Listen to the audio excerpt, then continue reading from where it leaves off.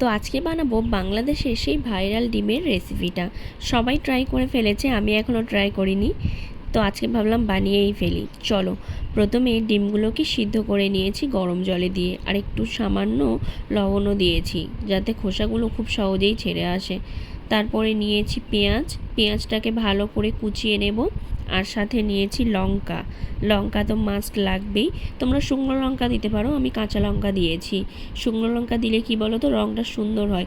আর তারপরে নিয়েছি একটু পাতিলেবু, আর দিয়েছিলাম কাসুন্দি, তেঁতুলের আচার, আর জলজিরা দিয়েছি।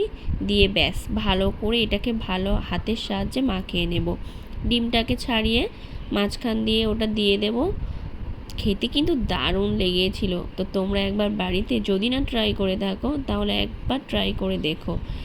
আমার তো ভালো লেগেছে। তো তোমাদের কেমন লাগলো অবশ্যই জানিও। আর চ্যানেলটা প্লিজ একটা সাবস্ক্রাইব করে দিও।